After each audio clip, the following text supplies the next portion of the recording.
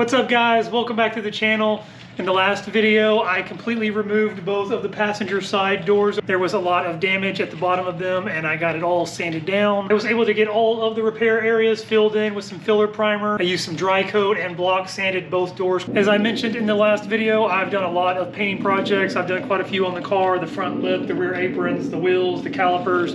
Most of it has turned out really good. Doors are a lot bigger piece. It's a lot more noticeable piece. So far, everything has turned out pretty good. I did run into a couple of snags along the way, but I was able to correct them. For this video, I'm basically just going to be finishing all of that up and then hopefully getting these doors painted.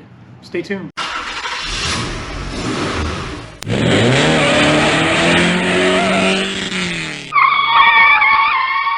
Here is the rear passenger door. This is pretty much where I left you guys off in the last video. This one is actually completely done. It's all blocked out. Everything is very smooth. I need to pull all of this back. I've still got to remove the seals. I need to remove the door handles, and then everything underneath the masking right here that's actually paint needs to be sanded down with 600 grit. But all of the repair areas themselves are completely finished, ready to go. For the front passenger door, it is about 95% complete. Everything over here is completely done, ready to go. It's just this one little spot right here. When I was blocking all of the repair areas, I kept noticing some 180 or 320 grit scratches in there with the guide coat. I was having a hard time getting them out with the blocks, so I switched over to the DA and I ended up burning through to the primer. When I was looking at it in the light, you could definitely see a little divot, so I know that was going to show through. Just waiting on this to dry now. Once I block it out, this door will be good to go. Aside from pulling the masking, removing the mirror on the front door here, the window sill, door handle, and then I'll have to remask everything.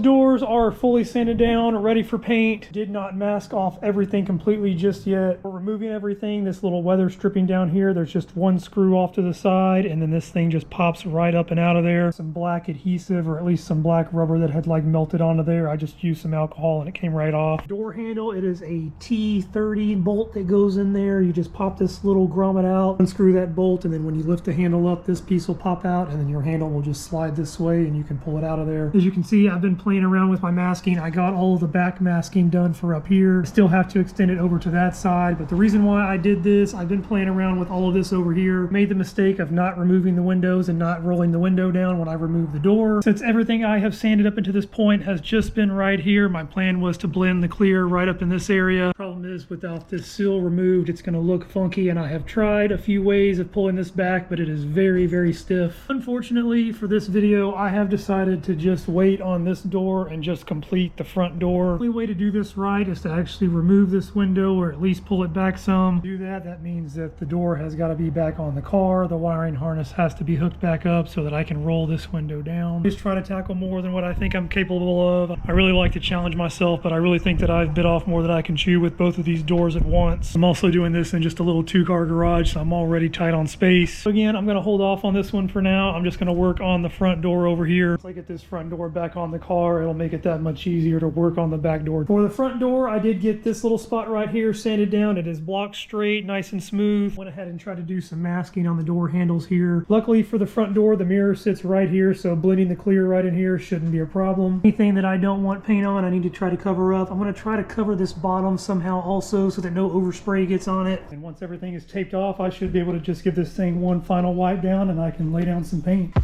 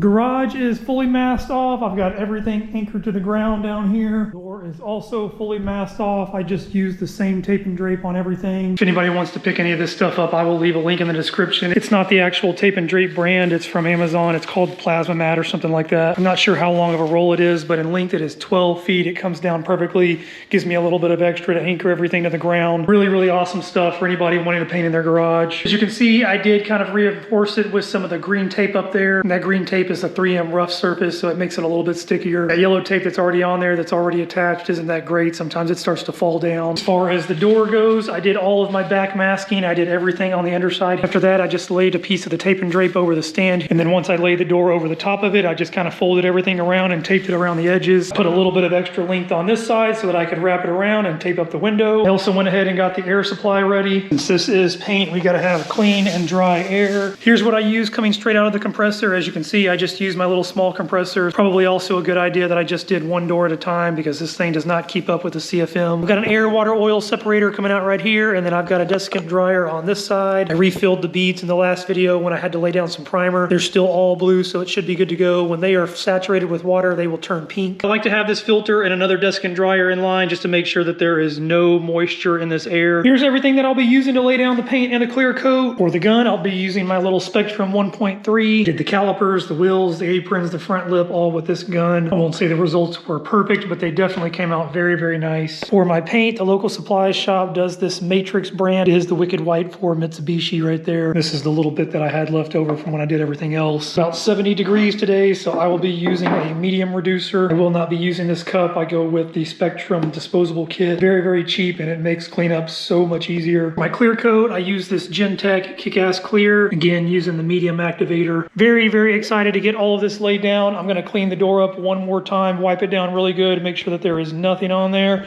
and then I will lay down the base coat.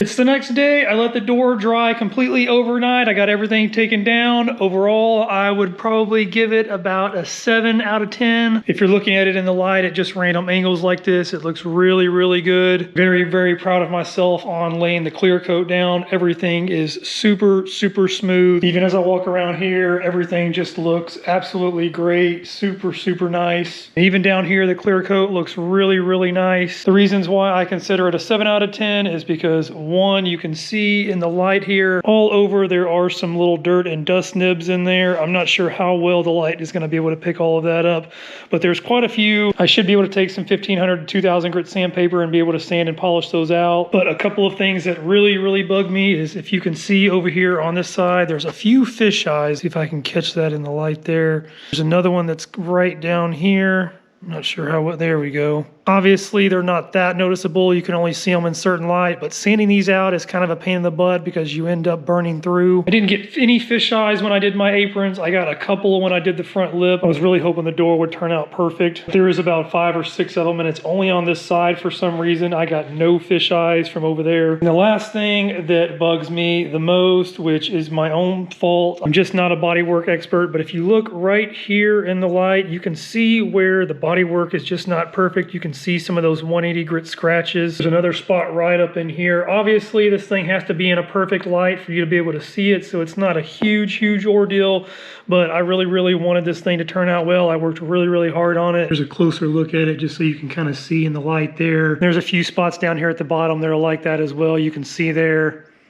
Compared to what the door looked like before, I would definitely say it's a 10 out of 10. But from what I expect out of myself, I really wanted this thing to turn out good. So I give it a 7 out of 10. I definitely feel like I could have done better. It does make me really happy that I decided to do this one first and wait on the rear door because now I can fix those areas. If you look down here, you can see some of those little 180 grit swirls up here at the top too. It's just very, very feathered there, but I'm afraid that you're actually going to see that. I really thought that the primer had filled all that in, but since that other one turned out the way that it did, I'm going to have to sand that down just a little bit more. Still going to try to clean this up though with, like I said, some 1500, 2000 grit and then polish everything out, see how it turns out. For my gun settings with this little small compressor, like I said, doing one panel, that's pretty much all you're going to be able to do at a time. For my base coat, I was spraying it at about 23 PSI, and for the clear coat, I was spraying it at about 28, 29 PSI. This little compressor holds up no problem. It does kick on about halfway through the panel, but it lays everything smooth all the way to the top. I am going to end the video here. I'm not going to do anything else. I'm going to let this probably cure for about the next few days. I want to make sure everything is nice and hard before I throw it back on the car. I'll do all of my polishing once it's back on there. And the goal will be to finish up the rear door in the next video. I really hope you guys enjoyed it. I hope you learned a lot. I'm still learning as I go. Smash that like button if it helped you out in any way. Hopefully seeing my mistakes and the things that I did will keep you from making the same ones. Hit that subscribe button so you can see the rear door get painted, see the rest of the car be finished off, and I will catch you guys next time.